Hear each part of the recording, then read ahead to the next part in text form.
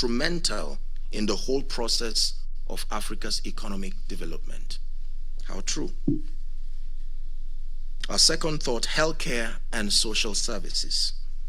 According to a World Health Organization report, you may want to listen to this, about 60% of healthcare delivery in Africa is orchestrated by the church and or faith-based platforms. This is substantial in the backdrop of the fact that public health provision is hampered by weak governance, management flaws, and limited financing.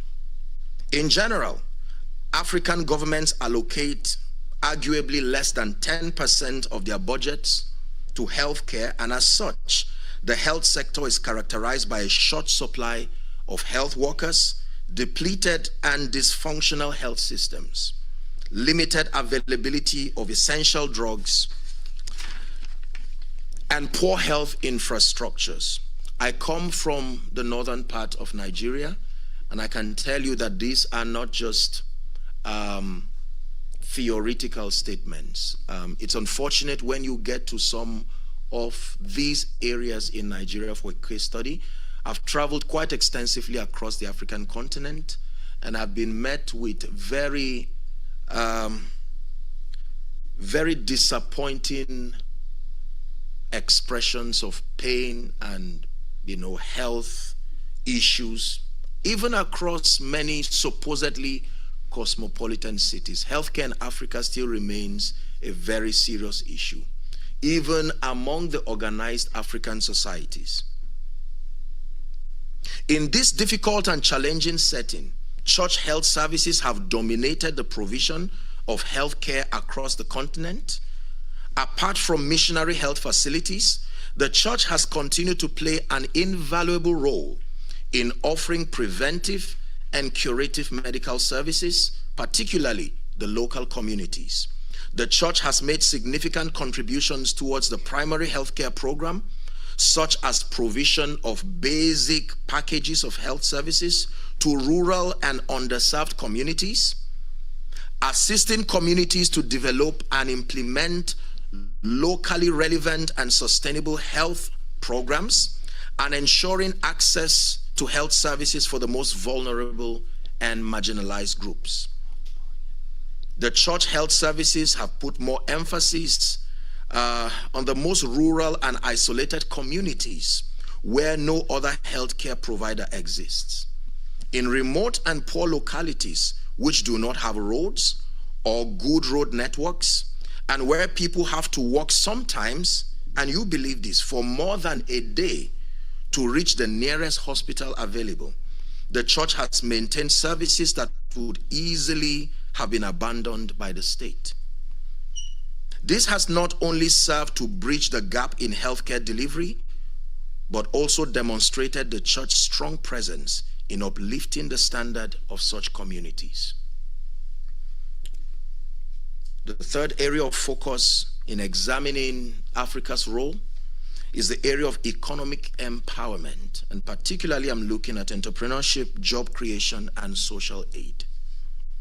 The church has increasingly engaged in Africa's economic and social development by providing various supports and value-adding economic empowerment services for the well-being of the African people. For example, the church has been involved in giving both spiritual support and material contribution to the poor, the needy, and the less privileged within their churches and communities.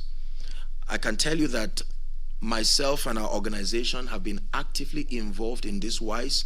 We've launched various programs. There currently is an agricultural empowerment program, and we've spent millions and millions of naira just putting together professionals along that line to help train and empower people.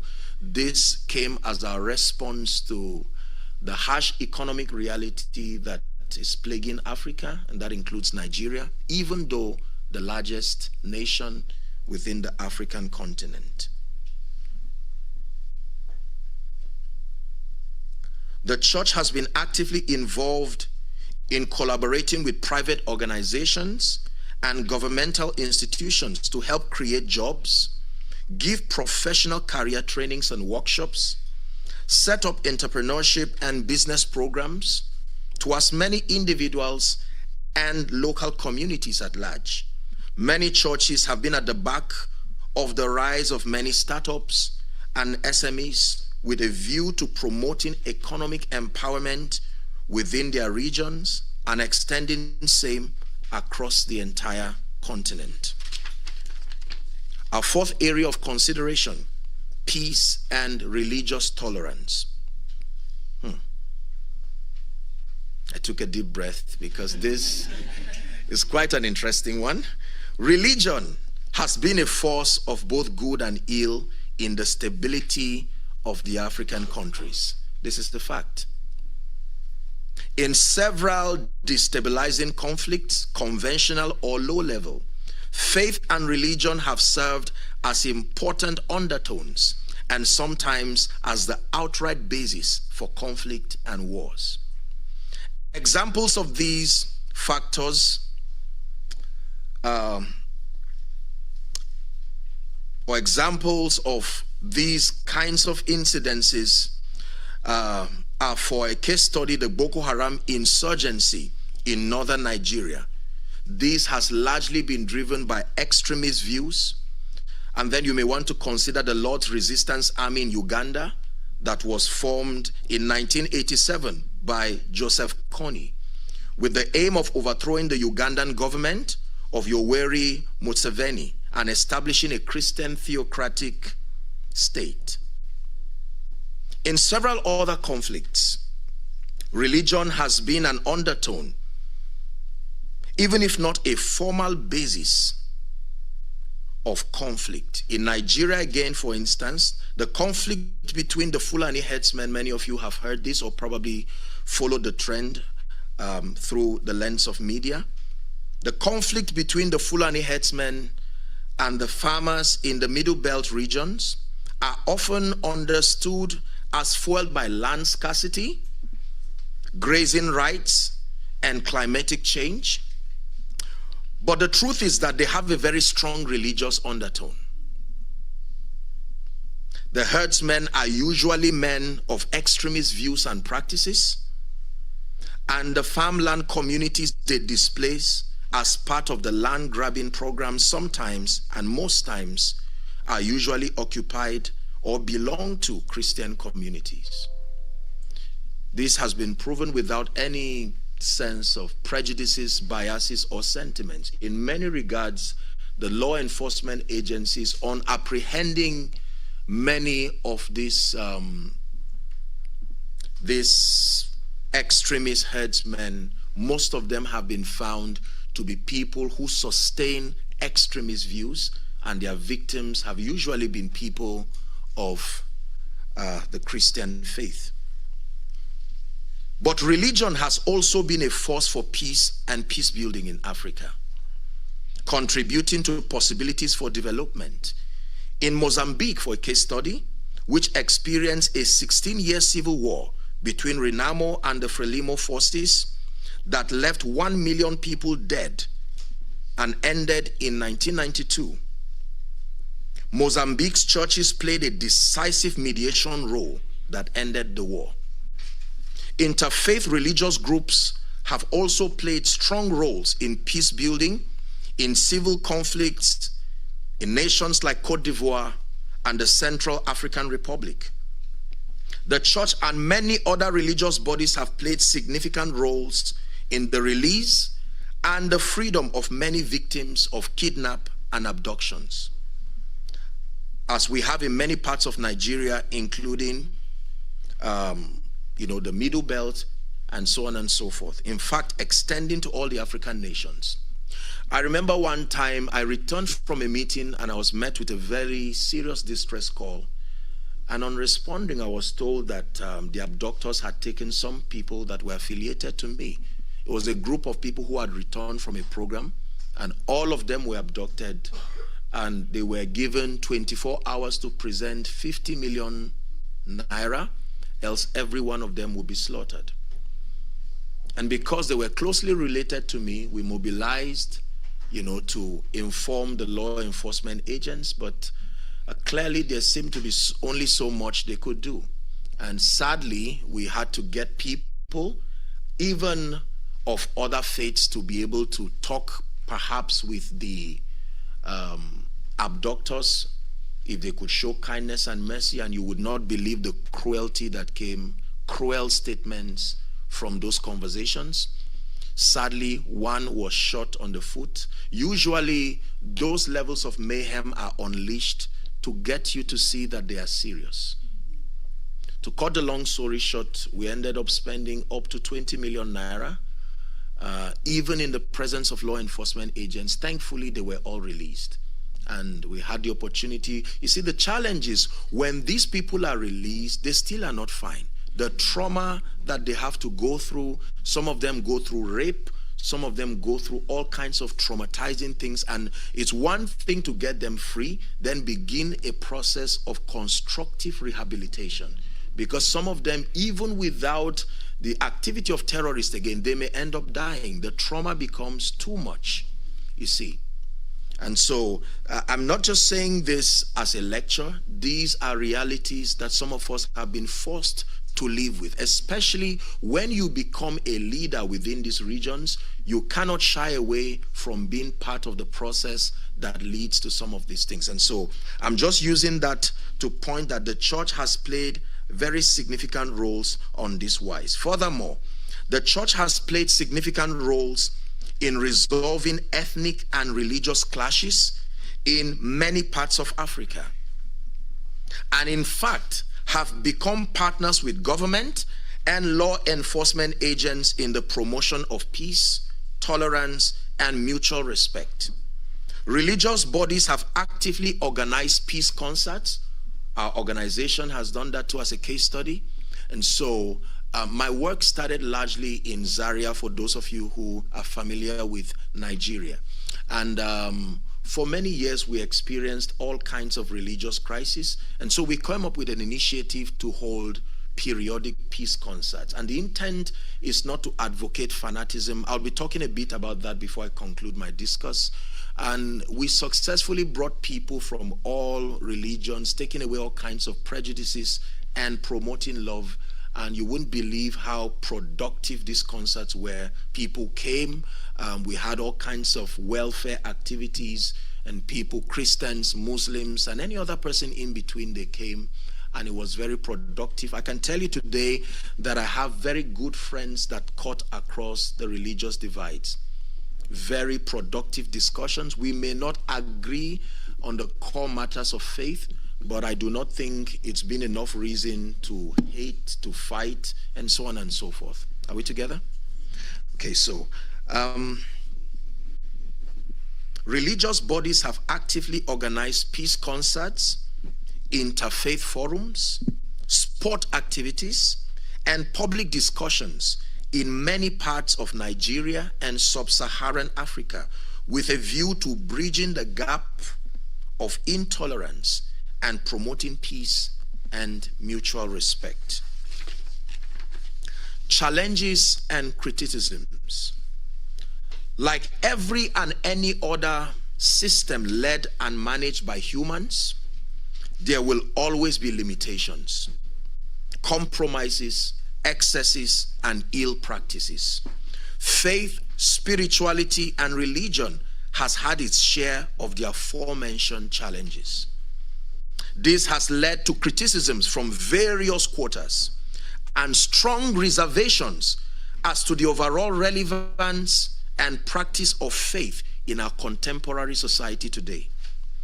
There is still a lot of growth and improvement, truly, that needs to be brought to the current context of faith and spirituality, particularly in sub-Saharan Africa.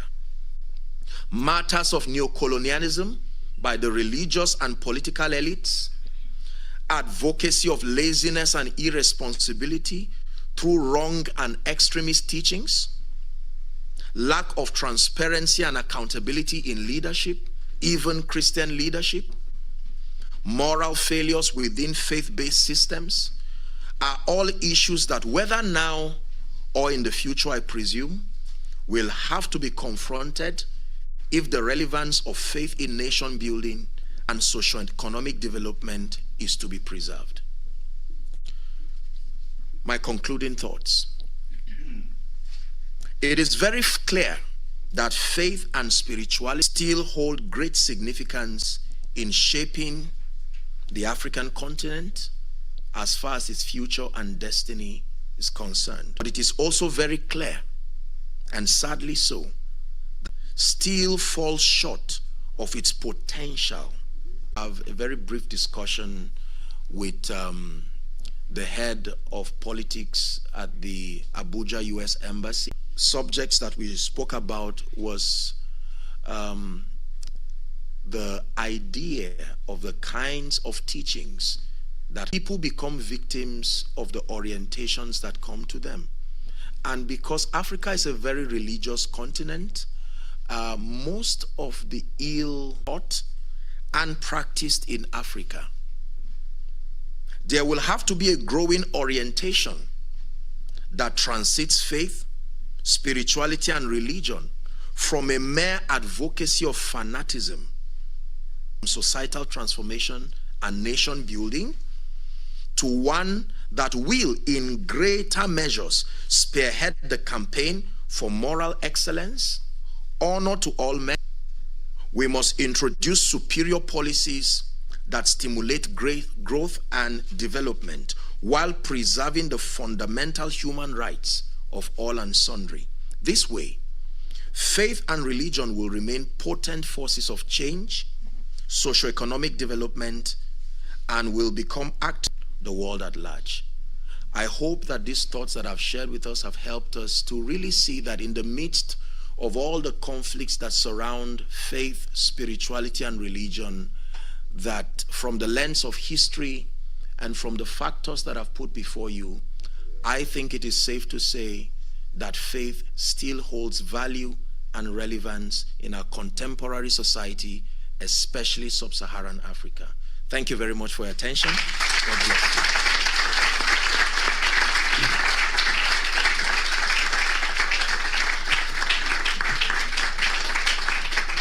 Come on, ladies and gentlemen, that was Apostle Joshua Selman. Can we make that round of applause more?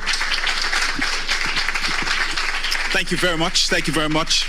We may now have our seats. Okay, so I know that we're going to have a lot of questions to ask. So can we just put your thoughts together? Make it very brief. If I tap my microphone, it means that your question is getting too long. All right, so put that together and think it through, so we can give enough people the opportunity to speak. Ladies and gentlemen, Apostle Selman has walked us through the interconnectedness of man and the relationships and linkages that man has shown over the period. He also exposed us to the history of religion, history of faith in Africa. Some things I had never heard, even though I'm a development student. And then he went on to look at Christianity, faith, and religion, and picked on 3 poignant points where it has actually, where they have played significant roles. Education, which we all know, health and social services, economic empowerment, and peace and religious, peace and religious tolerance. Interestingly, he also looked at the criticisms. So we've not probably done it fully well. And then has encouraged each and every one of us to begin to make the right changes. Ladies and gentlemen, one more time, please put your hands for Apostle Joshua Selman.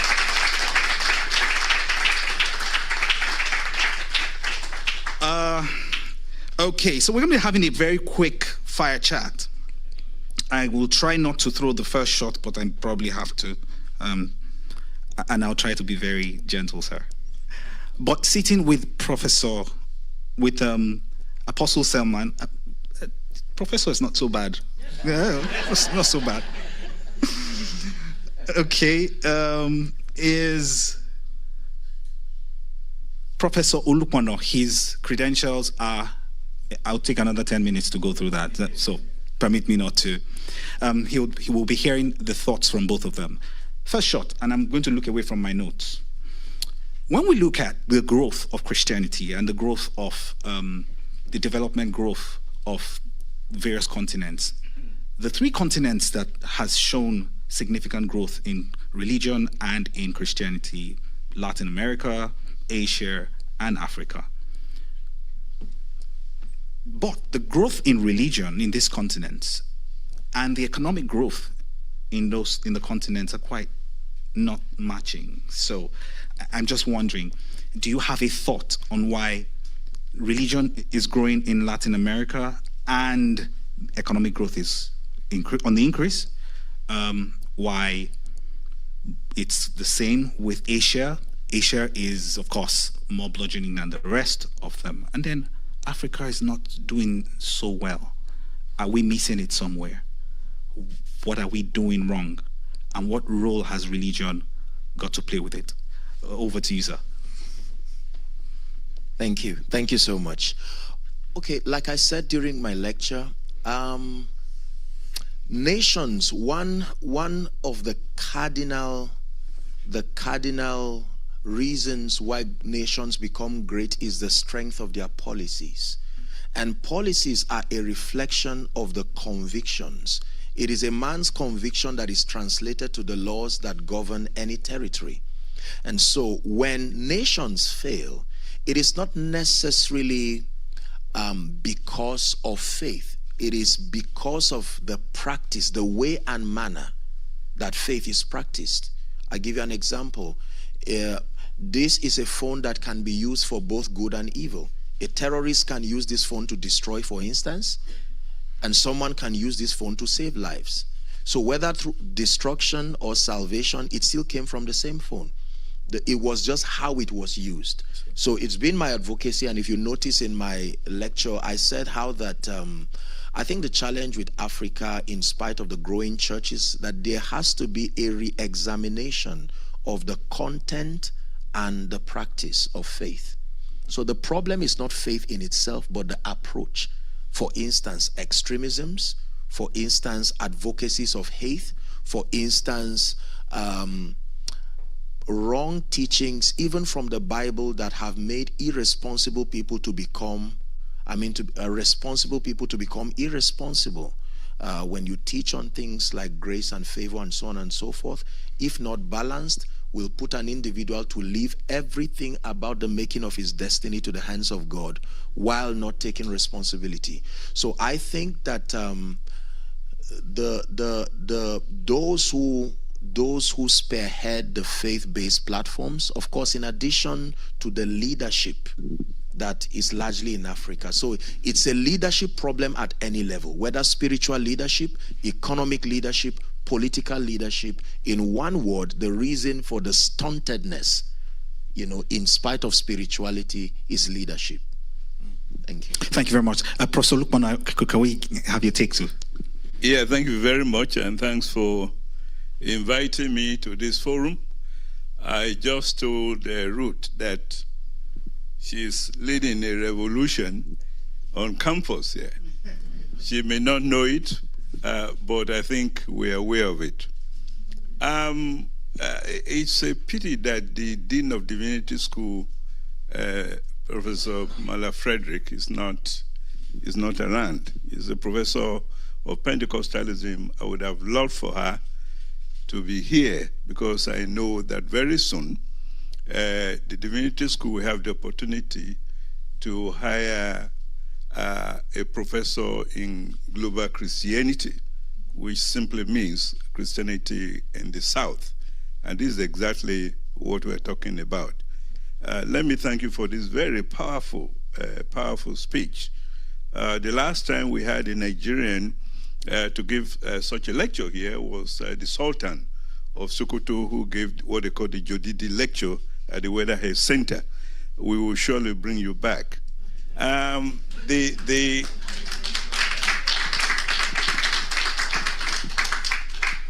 was a very interesting question that you posed to us. And I think it relates to one of the issues that the apostle mentioned which I will repost as what we call lived religion, the praxis itself, where religion is seen, say Christianity, not just as a place where you go to worship, or even as a faith you defined, but almost like a heritage that you are born into it, and you own it, and you claim it, and you practice it.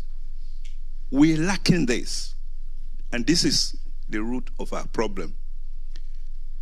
Don't be surprised that myself and a group of people, we have taken the Anglican Church of Nigeria to court here. We've gone to court twice. This is my first time of going to court. But we have to defend the faith, to defend Christianity, Nigerian Christianity in America, from, cash and carry Christianity. So until that kinds of thing, that the prophets even talked about the Torah that is in the heart, that prepares you as a Christian, not what you just hear and you sing and you go home and you think it is finished. This is the kind of revolution that we need. And I think this is what the apostle saw. This is my first time of listening to this type of conversation. It's usually a conversation on Christianity given by scholars. And I'm glad you mentioned at least an African scholar, Bediako, in very insightful summary of the history of Christianity. I could also mention my late teacher, Ogbukalu, who used to be at the University of Nigeria, Nsukka, who unfortunately died some years ago. That praxis is important. And that praxis will also translate into governance. Why are the Christians taking bribes? Why are they involved in padding the budget? So that means that, Christianity has not entered into the heart where they are willing to die for what they believe in, and they want to be the only person that says, no, I am not going to take this. So we can go on and on. So governance is important, but governance that will make you say, I am a Christian. I am not going to take this bribe. I'm here to serve in the Senate as a Christian. I want the transformation of my people and the society. This is where I think we need to go. And these kinds of training and education, it's not the large cathedrals. We're competing over who builds the largest church in Nigeria when our youth have no jobs. Let me just say, so this is just... Thank you very much, sir. I kept tapping my mic in my head, but didn't get to do it physically. Thank you very much, sir. So because my time is very limited, I want to know if you could just signify with show of a hand, so I have 1, 2, 3, 4 questions. The other hands are coming. Let's take the first 4, and then we'll see how much more time I have. I still have my own question, so very brief, very brief. Very brief. Thank you very much. I had the privilege of going to the same university as Apostle Selman, and not just the same university, but the same faculty. We both were engineering students. So, Apostle, I am just glad that you have taken this dimension to your evangelism, where you are concerned about development, and you are upfront about the fact that there are some of the things that we are not getting right with respect to religion. Growing up in southern Kaduna, from Kaduna State, I have seen a lot. The Sharia crisis you were talking about, I remember my house was burnt in that crisis. That is one of the things that actually fueled me from an agric engineer to come here to the divinity school to have a degree there. I'm interested in understanding how religion can now be used as a force of good. And when I came here and I saw the number of people that we have from the diaspora, in the diaspora who are here at Harvard, I was excited that you have come. Can you please help us and talk to our people who are here in the kind of ways that we need to have synergy in order to build home? Because it is important. I tell people I want to be here, but home needs me more. Please, yeah. I want a voice. I want a voice that is respected to speak to us who are here. What are the ways that we can, Okay. All right, we'll just take the 4 so that you can address the first 4 at once. So here we go. Hello. So I wanted to know, how do we get more spiritual and religious leaders to understand like their responsibility is more important than just preaching the Bible, pretty much like what you were saying, and like how do we get them to understand that it's not about building more church buildings but more church community? So building housing for members of the church. You have people that come to church and they're facing eviction, but the church is asking, oh, bring money so that we could build a new church. So how do we get them to understand? Like, you talked about it, but how do we actually make that happen? How do we get to see more leaders actually interested in this development? Okay. Thank you very much. Number 3. Hello. So my question is not actually a question. Is more or less. I want your comment on it. I mean, sorry, I was seated. I mean, if religion is based on love and love for God, and Jesus has shown us the biggest love of all. He died for our sins, and that is the biggest sacrifice that anybody could show love through. Why is it difficult for we as Africans to see ourselves or to show love to each other? Why is it difficult that our politicians, if they claim they are Christians, they are those who give massively to the church? If you go on record, they are the ones who give sure of real, but they think it's all right to sell the resources of Africa for pennies over $1 to countries who in the Bible there were, the people of Israel were always fighting. There were always conflicts on land and whatever. So meaning that it's actually biblical that every country wants to gain something. So we as Africans, if we are not protecting ourselves from what, if we are not protecting ourselves, it's actually biblical to fight for land, for resources, for their people. Do you understand? So if they're giving you bribe is what will make you sell, they will do it. But we as African leaders, why are we deciding to sell our resources for people who just also want to who want something better for their own people? It's if we think love is what we stand for as Christian, we call ourselves Christian. I'm so sorry. My name is Tasha. I'm a doctor from Ghana, and I'm doing my master's here in global health. And I'm so passionate about Africa. So forgive me, I'm shaking right now because these are issues. Thank you. And we'll take the last question before we hand the microphone over to... Thank you so much for this opportunity. So my question is just straightforward. You mentioned some scholars during your lecture that talk about Christianity in Africa, and it's not about colonization and all that stuff. Do you mind just repeating those names? Because I got one down, but I missed some, because I would like to follow up on that. Thank you. Thank you very much. Apostle, over to you, sir. Thank you. So let me start with the last person. I left about 2 or 3 copies of my lecture notes behind, so you can have, yes. So that solves that. But then I think I'm really touched by. I'll try to just weave the 3 questions together because they're all interconnected. First, for you, may I request that if you can have access to our platform, please listen to my message, my teaching, my talk. How nations are built. This was an Independence Day discussion in Nigeria, and that came by studying America. I took a study on America to know why America is America, and I came up with about 5 to 6 factors. Number one being the strength and the quality of the policies. Every nation is as powerful as the policies they build and allow to find expression.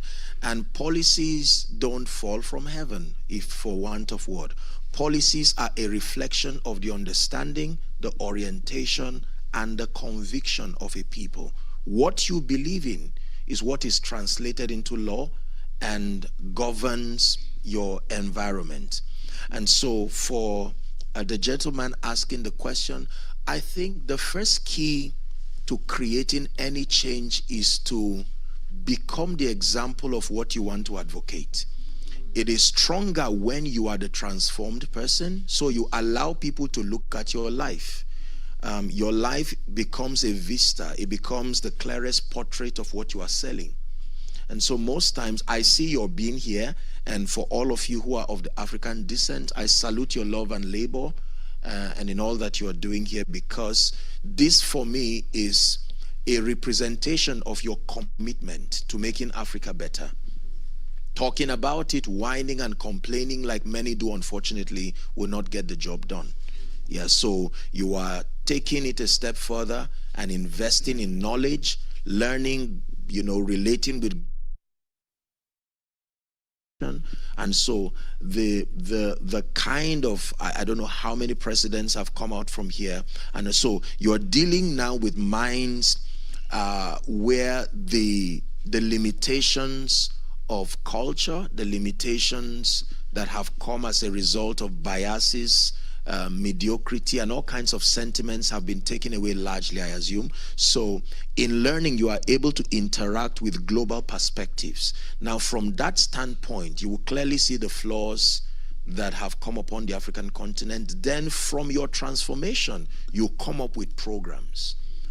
The change cannot happen until your approach is systematized. You see that? You systematize your approach by building programs that reflect your approach. And I will tell you something about transformation. Transformation is one person at a time. Most people do not understand the power of one. 1 million is 1 plus 1, help me, plus 1 plus 1. Every one you take out of 1 million stops it from being 1 million. Did you get that? So if you say 1 is so insignificant, reduce 1 from 1 million, it can never be called 1 million again. What makes 1 million is the strength of many ones.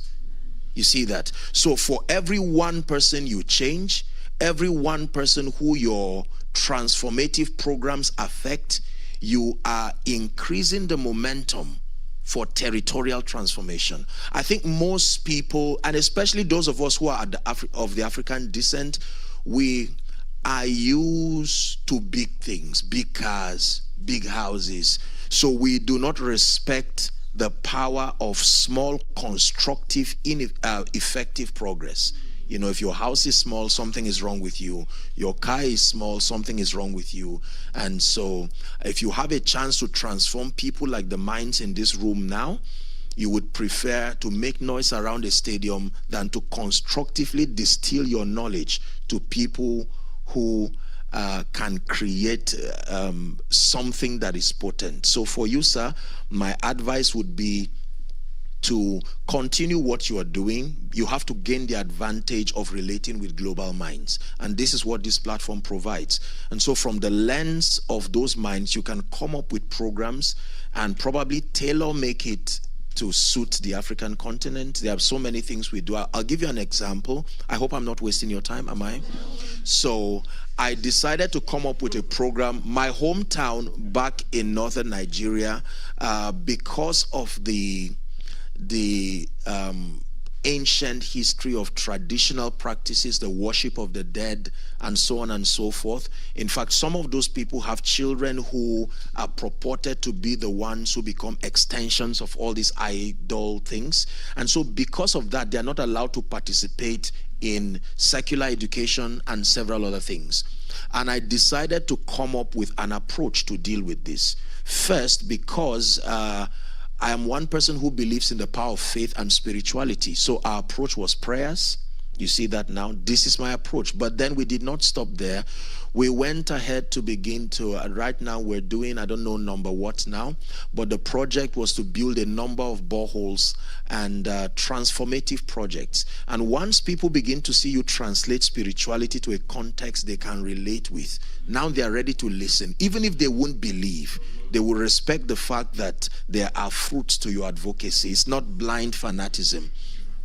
We began to lead a campaign of scholarships from the elementary stages to the advanced stages, now to college.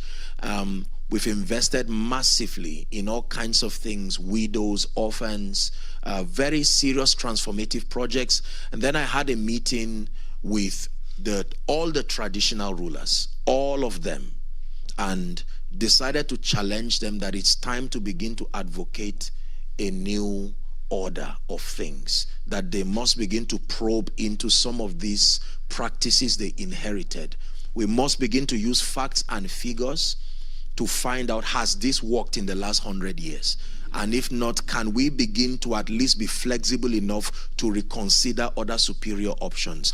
And in the presence of a few things that you may have done, it now gives them the motivation to say, look, if this man has done this far, and this has come as a result of the fruit of your orientation, let's give it a try. And I can tell you, it's remarkable what is going around my place right now. We've invested so much in the prison, say in Zaria, northern Nigeria.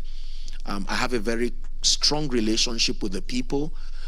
We've provided all kinds of things, generators, food, every time during Salah, during Christmas. In our social responsibility, we never bring prejudices of religion. Never. And so you would find me with the Muslim leaders and all kinds of people. I greet them, I joke with them, I pray with them. In fact, one of my closest friends in northern Nigeria is a Muslim. He has a school, he has a hospital, and during my birthday last year, he wanted to buy me a Quran, a Bible, and a Torah. But he didn't know how I'll feel about it. And I told him, I said, next time, go ahead. You're talking to a sensible person. Just because I'm a Christian didn't mean I threw away my reasoning. You just let me have those materials and I'll consult them as occasion serves. So I think that we have to contend for transformation. Many people who see the need for change are not transformed enough to respond to that change. Did you get what I said? That answers the other question, my dear. And so if we are to create a debate, say, on social media, you'll be amazed at the number of unintelligent people who will be interested in responding. But it ends up as noise coming from different angles.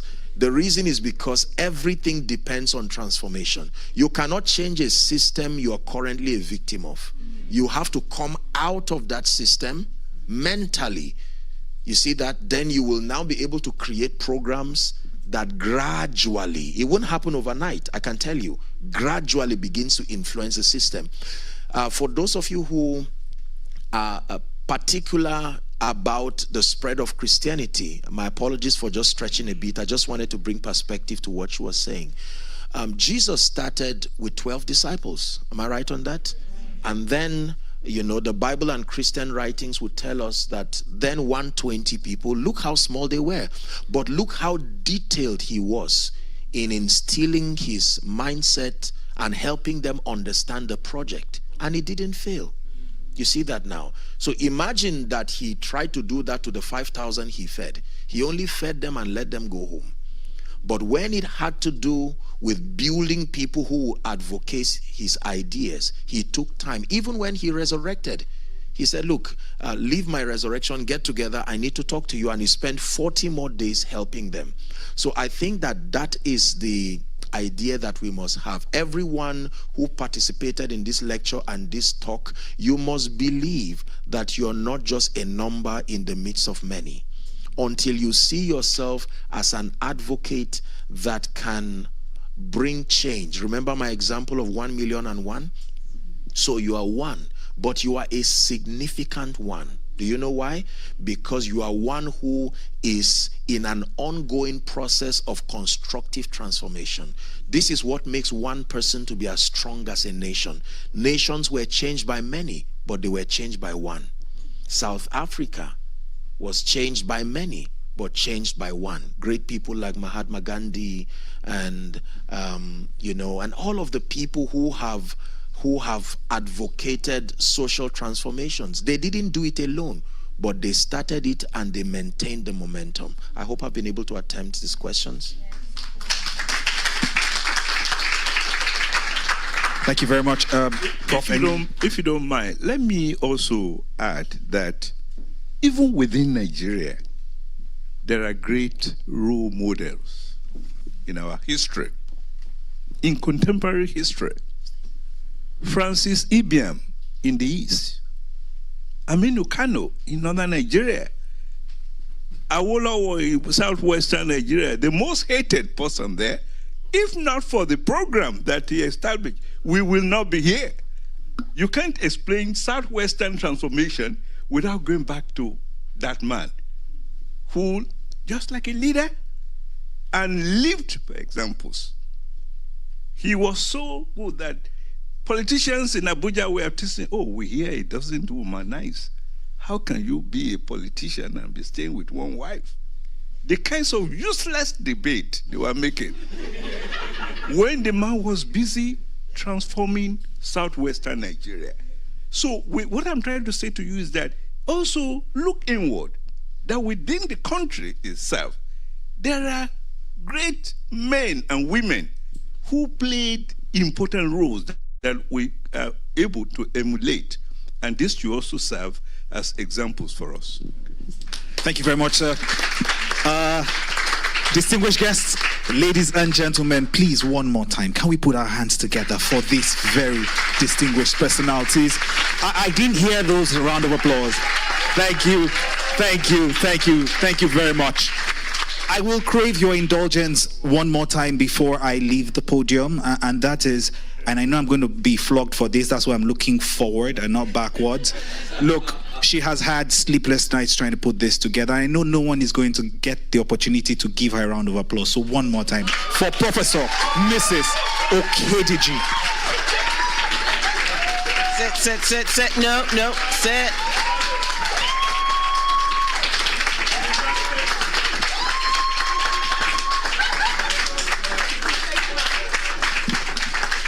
All right, everybody, let's sit.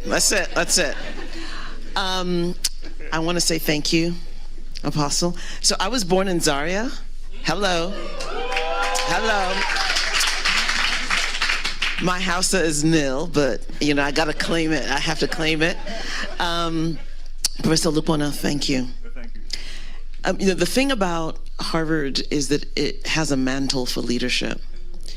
And as you know, there are many people flying in, driving in from all over the US and Canada to come hear Apostle Selman. We wanted this event to be focused on Harvard, on students, on people who are connected to an institution that has a mantle and a legacy. And so know that you are here by appointment and by assignment. And know that because that is the reality, you have a responsibility to your generation, to your community. It is not enough to hear, we must be doers. And so I really want to encourage you to sit. We are an academic institution, and so what do? After class, you take your notes, and when you're studying for exams, you go over them. You distill, you take lessons that you can run with. There's a verse that I love. It says, write the vision, make it plain, so that people can read and run with it. And this is what Professor Lupona has also reminded us, that we tend to look at ourselves as small, unimportant, overlooked, that nothing you can do can make a difference. But the fact of the matter is that every drop of water contributes to the full pot. And I just loved you encouraging our young people, our young leaders in the making, leaders now, the power of one. The power of one. It's great that you've got a Harvard degree, but frankly, just you And what God has put in you for your generation is plenty. It takes a seed. Every tree you see out there had one tiny seed to start it. So we're wrapping up. There's some food you can grab and eat on your way out. I know students are always hungry. We wanted to give you something to eat. Can we say thank you again to the Apostle and Professor Lukona?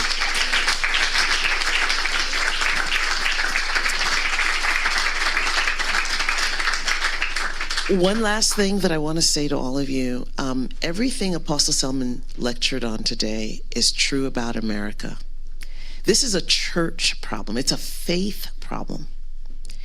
And the same challenges that we are seeing and that Apostle Selman mentioned in the context of the Global South and Sub-Saharan Africa, we are seeing it in the U.S., in this land as well. And we don't have the time. We're going to bring him back for another lecture. But there is a global component to this call for leadership.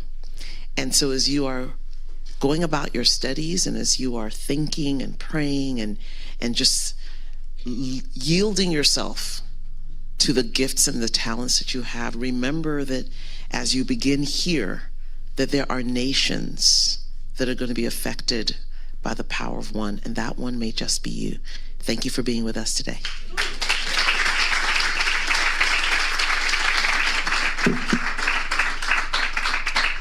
All right, eat, go to the back, grab food and run. Hello there. Thank you for watching Gospel Mandate. We hope that you have been blessed by this message. To keep receiving this kind of messages, kindly subscribe to this channel and turn on your notification bell icon. We love and celebrate you. Until next time, remain blessed.